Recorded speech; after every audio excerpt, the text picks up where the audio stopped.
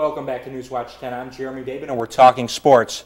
Anyone can keep a smile on their face when things are going well, but it's when life gets tough, in this case on the football field, when you find true leaders. And for the 1-8 Southeast Raiders, that's exactly why Jason McFarland is a scholar athlete. Jeremy Rao reports.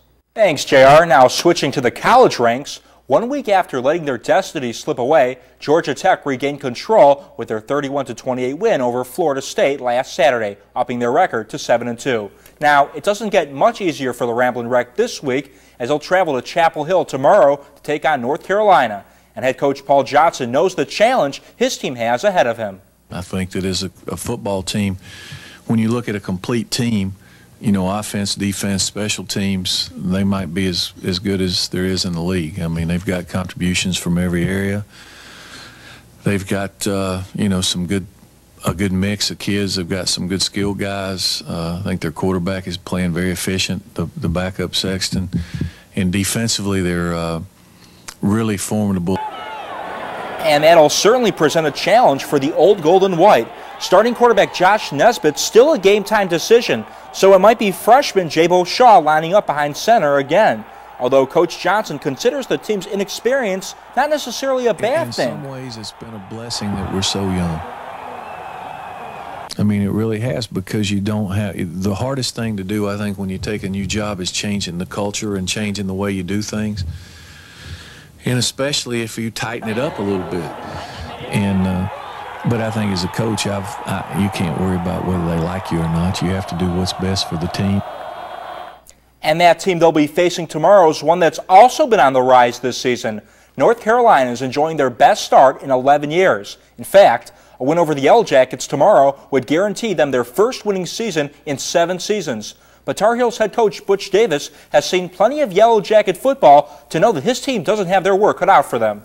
We got a chance to watch the game over the weekend on Saturday, and just an extraordinarily impressive victory over Florida State. As talented and athletic as Florida State is, when you can beat Florida State, you've really accomplished something. I mean, they're a good football team. It's definitely a byproduct of the environment in which they've created down there. Paul's done a great job with their team. And that team has been an offensive force in college football this year. The Yellow Jackets rank 8th in the nation in rushing yards. But as a defensive-minded head coach that Butch Davis is, it's the other side of the football that's also been impressive. Their defense is playing extremely well. I mean, they've got some guys, their defensive line is very aggressive. It's a little different scheme, obviously, because they've changed coordinators from last year. They're not the fire zone, you know, fire zone blitzes and stuff that you saw so much last year. They're structurally, they're different. They're a 4-3, and I think that, but they still will blitz you. They'll still bring some pressure, and the defensive line is very good.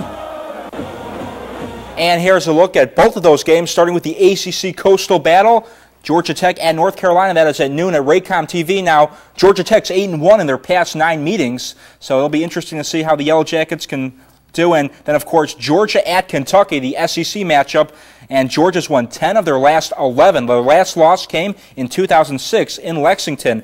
And one more note, Melissa, high school football playoffs starting today. Christian Heritage, they play tomorrow, a 4 o'clock game at Kell High School against New Creation Center. So they're a perfect team, undefeated. They're going to keep trying to continue their perfection. So a lot of excitement going on in high school football and college football. Do we have a lot of local teams in playoffs? We do, yeah. Hopefully that could change, make or break this tonight. So hopefully that rain will stay up, and hopefully we'll be able to get some action. Nobody likes playing football in the rain, right? No, not exactly. Well, Cedric, what do you think? Are we going to be in luck? No rain tonight? Well, I think actually, I think you're going to be in luck. As you can notice, most of the main rain that